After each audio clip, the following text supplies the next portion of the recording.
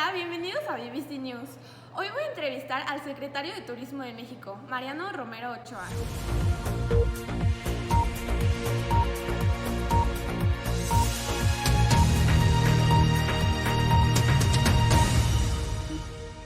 Bienvenido, Mariano. Voy a empezar con las preguntas. Para ti, ¿quiénes son los mexicanos? Esa es muy buena pregunta, ya que como ustedes sabrán, soy el secretario de Turismo y tengo que conocer muy bien a la gente de mi país.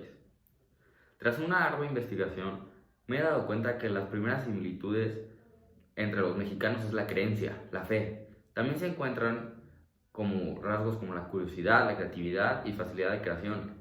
Y también está el hecho de que son muy fiesteros. ¿Cuáles son sus símbolos patrios y qué representan? Estos nos los enseñan desde la primaria y son el escudo nacional, el himno nacional y la bandera nacional. Todos estos tienen una historia y algunos un trasfondo muy importante dentro de los mexicanos. El escudo representa una leyenda de la fundación de Tenochtitlán, que se encuentra incluida en el Códice Mendocino. La bandera nacional es tricolor y sus colores tienen distintos significados. El rojo es un recordatorio de la sangre de los héroes nacionales. El color blanco representa la unidad y el color verde la esperanza. Y finalmente, el himno nacional. Este tiene un origen después de la pérdida del territorio en Texas, cuando el presidente Santa Anna convocó un concurso para reconstruir la identidad nacional a través de un himno nacional. ¿Qué académicos e intelectuales han escrito sobre la identidad mexicana y qué dicen sobre la misma? Como es bien sabido, hay muchos mexicanos que han escrito sobre la identidad nacional, pero dentro de los que más resaltan están París Alejandro Salazar, Samuel Ramos y José Ezequiel Iturriaga. ¿Cuáles son las ideologías que influyeron en estos procesos históricos? El reconocido periodista París Alejandro Salazar, basándose en los escritos de Jorge Ibargüengoitia, piensa que el mexicano es una persona mayormente humilde y trabajadora, debido a sus orígenes. Samuel Ramos, en cambio, los describe como seres más racionales, ya que son desconfiados y cree que siempre están alerta. Por último tenemos el historiador José Ezequiel Iturriaga, quien cree que el mexicano es un ser contradictorio, pues afirma que nos hacemos de menos, pero también afirma que son seres muy orgullosos y que tenemos personalidades tristes y un gran sentido del humor. ¿Qué los identifica frente al mundo y qué imagen tienen los extranjeros sobre México?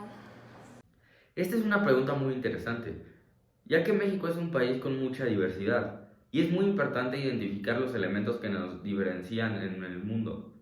Dentro de los que destacan están las pirámides, la gastronomía, las tradiciones, los mariachis y sobre todo por el carisma de la gente, ya que los mexicanos somos muy amables y alegres.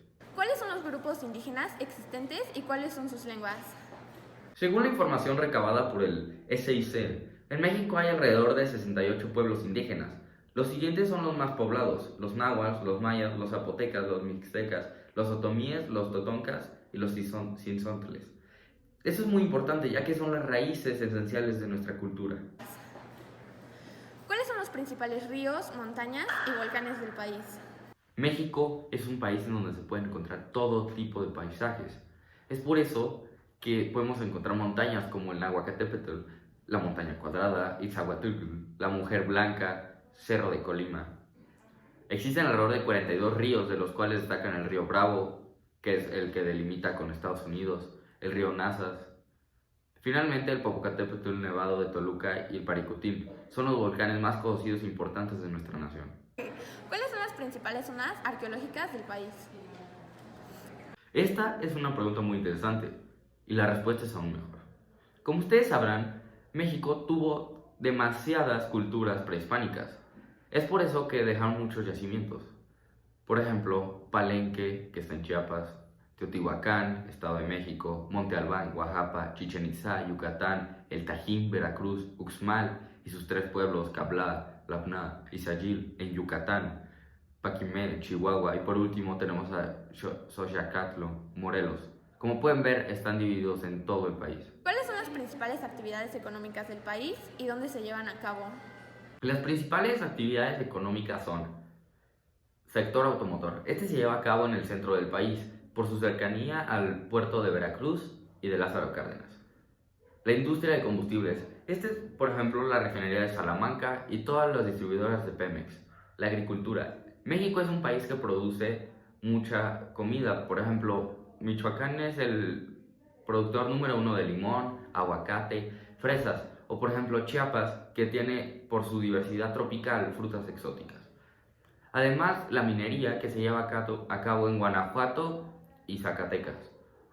El turismo es uno de los más importantes.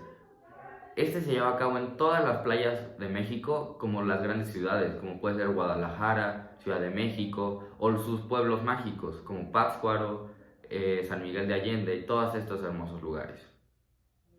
¿Qué características tiene la población mexicana de acuerdo al INEGI? Hay aproximadamente 130 millones de mexicanos y mueren aproximadamente 655,000 mexicanos al año. Todo esto según la tasa de mortalidad del Instituto Nacional de Estadística y Geografía.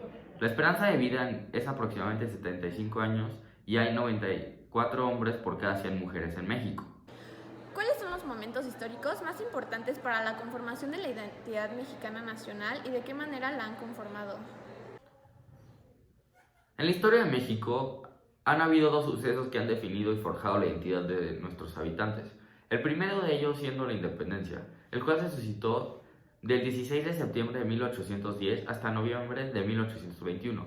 El segundo suceso ocurre aproximadamente 100 años después, en la Revolución Mexicana. De esta se puede concluir que el mexicano no es un ser que deja intimidar por sus fuerzas superiores y que luchará por su libertad y lo que cree. ¿Cuál es la relación entre las características geográficas y sociodemográficas de México y el respeto a los derechos humanos, la justicia social y la práctica de la democracia? Esta es una pregunta muy compleja, ya que las características geográficas sociodemográficas del país afectan a los derechos humanos, la justicia social y la práctica de la democracia, ya que hay sectores o minorías las cuales se ven afectadas negativamente por esto, ya que no están igual de desarrolladas o con las mismas oportunidades, y tal vez su voz no se tome en cuenta dentro de la democracia. Es por eso que hay asociaciones y programas los cuales toman en cuenta para resolver este problema. ¿Cuáles son algunos sesgos que identificas de la pregunta anterior? Después de la investigación realizada por la Secretaría, el equipo ha podido identificar similitudes que tenían las fuentes utilizadas. La primera de ellas es que se identifica al mexicano como un individuo trabajador, ya que se considera que, en su vasta mayoría, lucha por conseguir sus oportunidades y lo que tienen. Otra similitud que ha llamado la atención del equipo es que se les considera personas muy emotivas. El equipo considera que esto es extraordinario, ya que los estereotipos estadounidenses lo muestran como un ser flojo. Y al ser un país que domina los medios, se podría proponer que su perspectiva al mexicano llegaría más lejos. Muchas gracias por tu tiempo, Mariano. Nos vemos mañana a partir de las 7 en el canal.